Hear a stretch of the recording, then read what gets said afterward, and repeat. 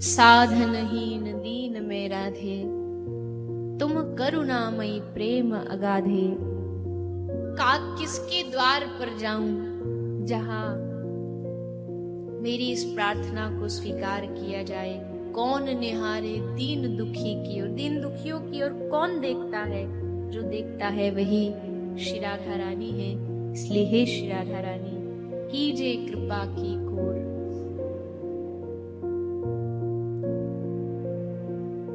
जब श्री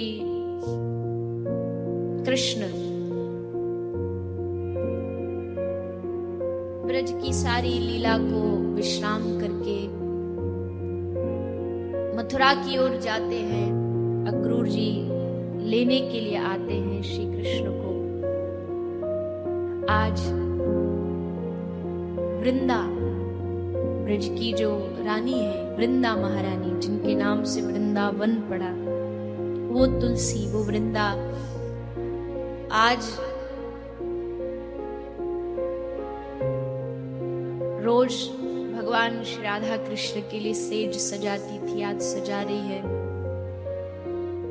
पर आज जब सेज सजाती है तो उसे पता है कि आज ये अंतिम बार है जब वो राधा कृष्ण के लिए सेज सजा रही है। कृष्ण आए, कृष्ण ने आकर के वृंदा से कहा कि वृंदा आज बड़ी देर हो गई, तूने सेज सजाने में इतनी देर क्यों कर दी? वृंदा कहती है कौन सी सेज? विरह कांटों की सेज सजाने के लिए तुम तैयारी कर रहे हो। मैं जानती हूं कि तुम राधा को छोड़ करके जाने वाले हो। कह क्यों नहीं देते राधा से? ये नाटक क्यों? कृष्ण वृंदा के हाथ जोड़ते हैं, हे वृंदा, राधा को मत कहना, नहीं तो वो जीते जी सहन नहीं कर पाएगी। वृंदा कहती है कब तक छुपाओगे? एक दिन तो राधा को बताना ही पड़ेगा कि अब समय आ गया है।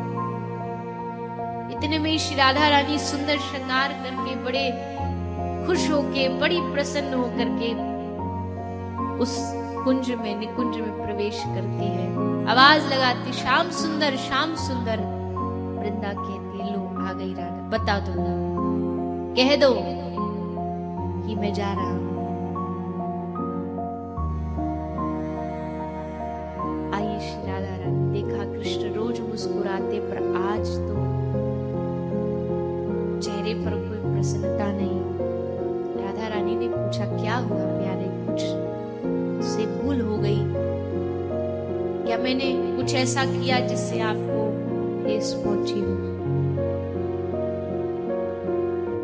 नहीं नहीं राधा, तू कोई ऐसा काम कर ही नहीं सकती जिससे मुझे ठेस पहुंचे। पर आज मन बड़ा भारी है। तभी सामने से एक रथ आया, रथ से अक्रूर जी उतरे। अक्रूर जी ने उनके उतर के प्रणाम किया, हे श्याम सुंदर प्रणाम। राधा रानी ने देखा ये कौन आदमी आया है, पूछा कौन है तू? मेरा नाम अक्रूर है। यहाँ क्यों आया है? वृंदा कहती बोलो, बताओ क्यों आए हो यहाँ पर? कृष्ण से कहती बताओ किस लिए आया है? अक्रूर ने कहा मैं कृष्ण को ले जाने के लिए आया। पूरा वृंदावन एकदम सन्नाटा छा। ये क्या कह दिया इस आदमी? सोचा भी नहीं कि क्या बीतेगी राधा के हृदय पे, सीधा बोल दिया ले जाने आया हूं।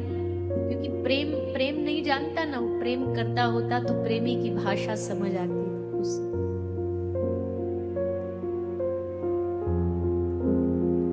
लेकिन जब श्री राधा रानी ने देखा, नाम पूछा, मेरा नाम अक्रूर है,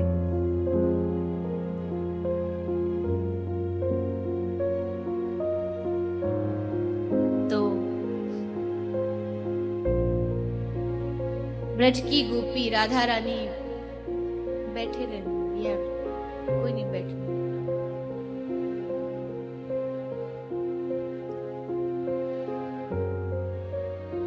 उस समय सारे ब्रज में एक उदासी छा गई। अक्रूर हृदय पर पत्थर रख करके इन ब्रजवासियों से विदा लेकर के जाता है। जैसे श्री अक्रूर जी रथ पर श्री कृष्ण को बिठाते हैं, भागी भागी यशोदा आई। यशोदा आकर के श्री कृष्ण के रथ के सामने खड़ी हो गई। कृष्ण उतरे रथ से नीचे। माँ, तू कैसे आई है? यशोदा की आंखें भर गई और यशोदा बोली, हे कृष्ण, जब रात को अक्रूर आया था तो कह रहा था, आपस में नंद और अक्रूर जी बात कर रहे थे, और अक्रूर ने कहा कि तू मेरा बेटा नहीं है, तू देवकी का पुत्र है। ये वो यशोदा थी जो एक रात अगर कृष्ण सोता नहीं तो मैया सारे ब्रज के वैद्यों को इकट्ठा कर लेती थी, मेरा कन्हैया क्यों नहीं सोया। अचानक से उसको आकर के कोई कहता है कि ये तेरा बेटा नहीं। कैसे यकीन करे यशोदा? हाथ जोड़ करके यशोदा कृष्ण से कहती है, हे कृष्ण, तू जा तो रहा है, तू किसी का भी बेटा हो, मुझे कोई फर्क नहीं पड़ता, क्योंकि मैं तो तेरी माँ ही रहूंगी। हे कृष्ण, बस एक काम करना, तू जब जाए तो देवकी के घर देखना कि उसके घर अगर किसी दासी की जरूरत हो तो मुझे बुला। मैं दासी का काम करूंगी, लेकिन कम से कम तेरे समीप तो रहूंगी, तेरे पास तो रहूंगी, तुझे देख पाऊंगी, तुझे छू पाऊंगी। माँ, तू क्या कह रही? मैं तेरा लाला हूं, मैं तेरा कन्हैया हूं, जीवन भर रहूंगा। चाहे अक्रूर जैसे लाखों भी आ जाएं तो मुझे मेरी मैया से अलग नहीं कर सकते। नहीं नहीं कृष्ण, हो सकता है तू मुझसे परेशान हो गया हो, मैंने तुझे कभी डांटा, कभी रस्सी से बांधा। ना ना मैया, तू कैसी बात कर रही? मैं तेरा लाला हूं, तू मुझसे क्षमा मांगेगी? तेरा हक है, तेरा अधिकार है मुझे डांटने का, मुझे बांधने का। और मैया, मैं क्या, मेरे जैसे लाखों कृष्ण भी पैदा हो जाए तो यशोदा का ऋण नहीं उतार सकता। तूने जो प्रेम दिया, ब्रजवासियों ने जो प्रेम मुझे दिया है, मैं कान्हा कैसे उतारूंगा उस प्रेम के ऋण को? चलने लगा कृष्ण का रथ। गाय रंभा रही है, आंख से अश्रु बह रहे हैं। सबका हृदय बार बार कह रहा, ये कह तो रहा है कि परसों आ जाऊंगा, लेकिन चित्त कहता है कि ये अंतिम दर्शन है, जितना निहार सकते हो निहार लो। गोपी रथ के सामने लेट गई। तभी कन्हैया को याद आया, पूछा, कहाँ है राधा? दिखाई नहीं दे रही। एक सखी ने कहा कि यमुना के घाट पर बैठी। कृष्ण गए यमुना के घाट पर, श्री राधा एक मूर्ति के समान बैठी। कृष्ण जाकर के राधा रानी के चरणों में बैठ गए, मानो कोई अपराधी बैठा। हे राधे, मैं तेरे चिरकाल का अपराधी हूं, मैंने तेरे प्रेम को तोड़ा है, क्या बोलूं, क्या कहूं? राधा ने पूछा, एक बस प्रश्न किया, फिर कब आओ? कृष्ण ने वादा किया कि परसों वापस आ जाए।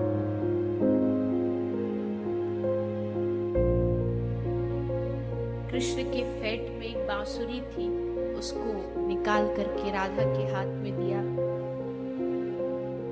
और कहा कि हे राधा, इस बांसुरी का साथ यहीं तक था, अब ब्रज से आगे इसका कोई काम नहीं। ये बांसुरी जब भी बजेगी ब्रज में बजेगी, वृंदावन में बजेगी, अब इसका कोई काम नहीं, इसे तू रख, ये प्रेम की पहचान है, प्रेम की वस्तु। राधा रानी ने पूछा मैं इसका क्या करूंगी? कृष्ण ने कहा जब तुझे मेरी याद आए ना तो तू इस बांसुरी को बजा दे। सुन के राधा रानी हंसने लगी, बोले फिर तो ये बांसुरी कभी नहीं बजेगी। कृष्ण ने पूछा क्यों? क्योंकि तुमने कहा ना कि जब याद आ जाए तब बजा देना। ये श्याम सुंदर याद उसकी आती है जिसको आप कभी भूलते हो। मैं अगर तुझे भूल ही नहीं पाऊंगी तो फिर याद का तो कोई प्रश्न ही नहीं होता। इसलिए बांसुरी जब तू वापस आएगा मैं तुझे सौंप दूंगी, लेकिन मैं प्रेम में बाधा नहीं बनना चाहती। राधा रानी प्रेम का एक सूत्र यहाँ देती है, प्रेम मतलब प्रियतम का सुख। अगर तुमको ब्रज छोड़ के जाने में सुख है तो मैं उसमें भी सुखी हूं। आज कृष्ण के इस पिछड़न पर पूरा ब्रज रोया। आज वृक्षों में वो, हवा में, वायु में वो आनंद नहीं है। वृक्षों के पत्तों पर कोई पक्षी चहक नहीं रहा। आज जहां बंदर उछलते कूदते रहते थे, आज सारा ब्रज शांत है। यमुना उदास बह रही है।